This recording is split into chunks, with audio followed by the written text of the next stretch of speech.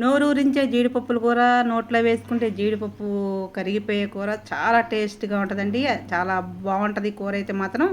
ఇది మా అమ్మమ్మ చేసినట్టయితే నేను చేస్తానండి. ఇది నేను చేసే కూర అయితే కాదు, చాలా టేస్ట్గా ఉంటుందండి. ఇది నేను ఎలా చేశాననేది చూసేద్దామా? అయితే వీడియోలోకి వెళ్ళిపోదాం రండి. హాయ్ అండి, అందరు ఎలా ఉన్నారు? మా సబ్స్క్రైబర్స్ అందరికీ, మమ్మల్ని ఇంతగా సపోర్ట్ చేస్తున్న మీ అందరికీ చాలా చాలా ధన్యవాదాలండి. నేను ఇవాళ జీడిపప్పు కూర ఎలా చేయాలో చూపిస్తాను. ఇవైతే మన షాపుల్లో అమ్ముతారు కదా ప్యాకెట్లు జీడిపప్పు అయితే తీసుకొచ్చుకొని ఇలా నానేసుకోవాలా. ఉదయాన్నే చేసుకోవాలంటే నైట్కి నానేసుకోవాలా, సాయంత్రం చేసుకోవాలంటే ఉదయాన్నే నానేసుకోవాలి. చూసారు కదండి పప్పు అయితే ఎలా నానిపోయినాయో. నేనైతే ఈ ఉదయాన్నే చేద్దామని చెప్పేసి రాత్రి నానేసాను. రాత్రి నానేసా చూస్తున్నారు కదా, పప్పు అయితే బాగా నానిపోయినాయి. ఇప్పుడైతే ఇవి నేను ఎలా కూర చేస్తాను, నేను చేసే విధానంలో చూపిస్తానండి. దీంట్లోకి అయితే 2 ఉల్లిపాయలు ఇంకేం అవసరం లేదు. టమాటాలు అసలు వేయకూడదండి ఈ కూరలో, అందుకని చెప్పేసి ఇప్పుడు దీని తయారీ విధానం చూపిస్తాను చూడండి. ఇప్పుడు ఈ పప్పు అయితే ఈ జీడిపప్పు 150 గ్రాముల జీడిపప్పు అండి. ఈ జీడిపప్పు కూరకి ఏమేమి కావాలో చూపిస్తాను.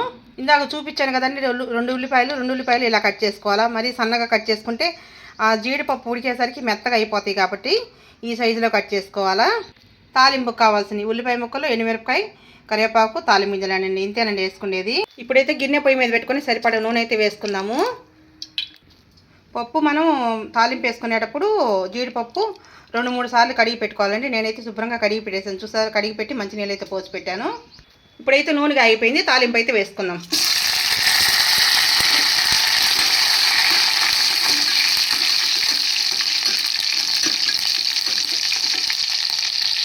తాలింపు అయితే అయిపోయింది కదా, మన జీడిపప్పులో నీళ్ళన్నీ వంపేసి పప్పు వేసుకోవాలి. కొంచెం పసుపు, రుచికి సరిపడా ఉప్పు వేసిన తర్వాత బాగా కలబెట్టాలి. పసుపు ఉప్పు కలిసేటట్టు కలబెట్టాలి.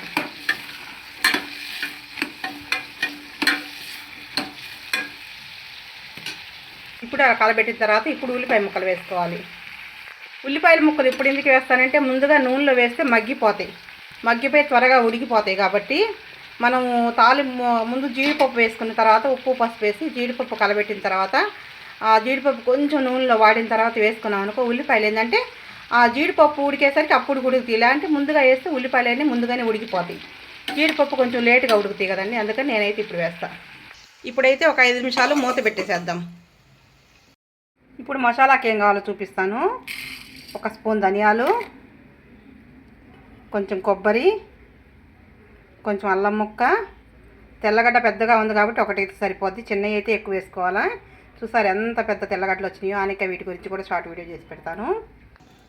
కొంచెం గసగసాలు, 2 లవంగ మొగ్గలు, కొంచెం దాల్చిన చెక్క. ఇవేనండి మసాలా వేసుకునేది. నేనైతే మాత్రం ప్రతి ఒక్క కూరలో మసాలా కూరలో అన్నింటిలో ఈ మసాలా వేస్తాను. ఇప్పుడైతే మనం మిక్సీ పట్టుకుందాం. కొబ్బరి మాత్రం మీకు చూపించడం కోసం కొంచెం అలా చూపించాను, తర్వాత ఇలా కట్ చేసి వేసుకోండి. ఎందుకంటే అంత ముక్క వేస్తే బ్లేడ్లు పాడైపోతాయి. ఇప్పుడైతే జీడిపప్పు తాలింపులో బాగా మగ్గిపోయినాయి కదా, ఇప్పుడు ఇలా మగ్గించుకున్న తర్వాత కారం వేసుకోవాలి. ఎందుకంటే మన తాలింపులు ఎప్పుడైతే జీడిపప్పు ఇలా కొంచెం మగ్గబెట్టుకుంటామో అప్పుడే పప్పు అనేది బాగా ఉడుకుద్ది. ఇప్పుడు మనం కారం వేసుకుందాం. నేనైతే 1 స్పూన్ కారం వేసానండి, సరిపోదు కానీ 1 స్పూన్ నిండా వేసాను కారము. ఇప్పుడైతే కలబెట్టేసి 1-2 నిమిషాలు మూత పెట్టేసేద్దాం. చూసారు కదండి, ఇలా కారం మొత్తం బాగా కలిసేటట్టు కలబెట్టేసి 1-2 నిమిషాలు మూత పెట్టాలా.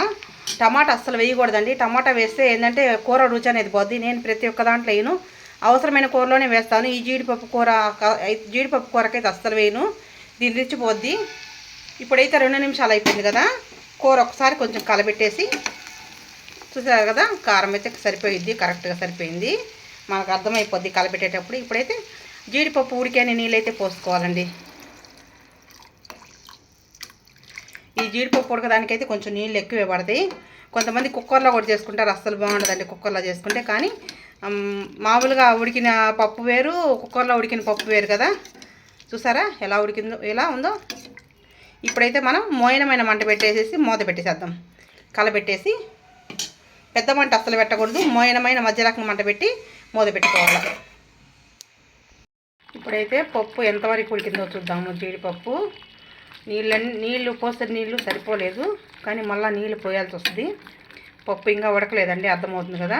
చూసారు కదా, ఈ జీడిపప్పు కూరకైతే మాత్రం చాలా నీళ్ళు పడతాయి. ముందు మా అమ్మమ్మ చేసేది.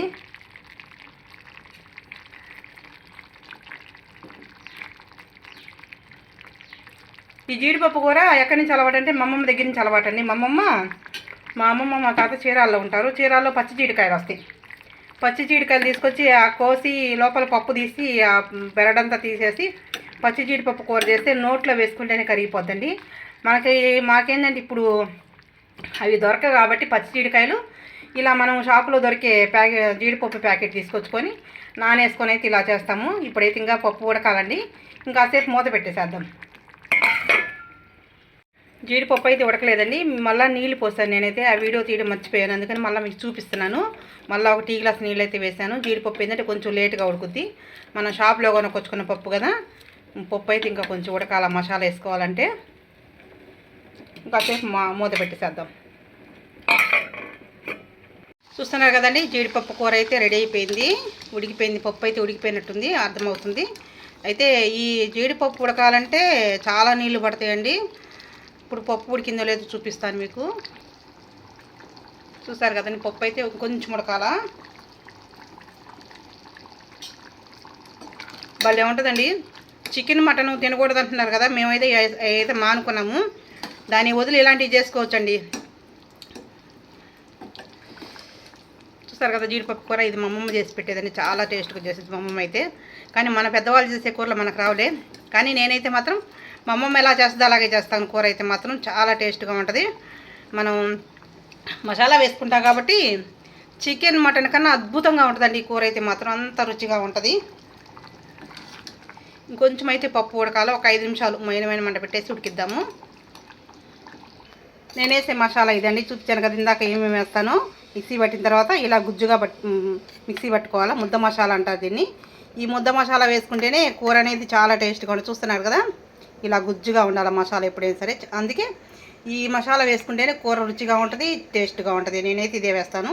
ఇప్పుడు పప్పు అయితే ఉడికిపోయిందండి. మనకి గుజ్జు అర్థమైపోద్ది. చూస్తున్నారు కదా, ఈ లోపల ఉడికిన గుజ్జు అయితే అర్థమైపోద్ది పప్పు ఉడికిపోయిందని. పప్పు అయితే ఉడికిపోయింది కదా, ఇప్పుడు మనం మసాలా వేసుకుందాం. ఇందాక చూపించాను కదండి మసాలా.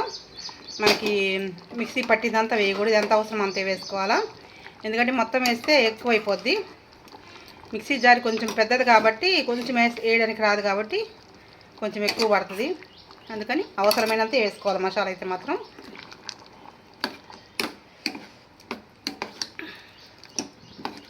చూస్తారు కదా, అవసరమైనంత. ఇప్పుడైతే మసాలా కరెక్ట్గా సరిపోయింది. ఇప్పుడు మనకి మసాలా వేసిన తర్వాత ఒక 5 నిమిషాలు అయితే సిమ్లో పెట్టి ఉడికించుకోవాలా. చూస్తారు కదండి, ఇప్పుడు అన్నీ సరిపోయలేదు చూసుకుందాం ఒకసారి. ఉప్పు, కారం అయితే సరిపోయింది. కాకపోతే కొంచెం ఉప్పే తగ్గొచ్చు, చప్పటి వాసన వస్తుంది, అర్థమైపోతుంది. కొంచెం ఉప్పు తక్కువ అయితే వేసాను. ఇప్పుడైతే మనం మసాలా వేసిన తర్వాత పచ్చి వాసన పోయేదాకా ఒక 5 నిమిషాలు సిమ్లో పెట్టి వదిలేయాలండి. కూర చూసారు కదా, రెడీ అయిపోయింది. కూర అయితే మాత్రం మసాలా వేసిన తర్వాత పచ్చి వాసన పోయేంత వరకు సిమ్లో పెట్టి మూత పెట్టేసేయాలి ఒక 5 నిమిషాలు. మసాలా వేసిన తర్వాత 5 నిమిషాలు అయిపోయింది కదండి. కూర అయితే ఇలా గుజ్జుగా ఉంటేనే బాగుంటుంది. ఇది చల్లారి చిక్కబడుద్ది. చూసారు కదా, నేను చేసిన జీడిపప్పుల కూర. చూస్తున్నారు కదా, జీడిపప్పుల కూర అయితే రెడీ అయిపోయింది. ఈ జీడిపప్పుల కూర నేను చేసిన విధానంలో మీరు ఒకసారి ట్రై చేయండి, చాలా టేస్ట్గా ఉంటుంది. నేను ఎలా చేస్తాను అనేది మీరు చూసారు కదా. నేను చేసిన విధానం నచ్చితే కనుక లైక్ చేయండి, సపోర్ట్ చేయండి, సబ్స్క్రైబ్ చేసుకోండి. ఓకేనా, బాయ్. మమ్మల్ని ఇంతగా ఆదరిస్తున్న మీ అందరికీ చాలా చాలా ధన్యవాదాలండి. ఇలాగే సపోర్ట్ చేయండి. యూట్యూబ్ ఛానల్ పెట్టుకున్న తర్వాత ఏదో ఒక వీడియోలు అయితే మన ప్రయత్నం మనం చేయాలి కదండి. అందుకని నేనైతే వంటల వీడియోలు అయితే పెడుతున్నాను. నచ్చితే లైక్ చేయండి.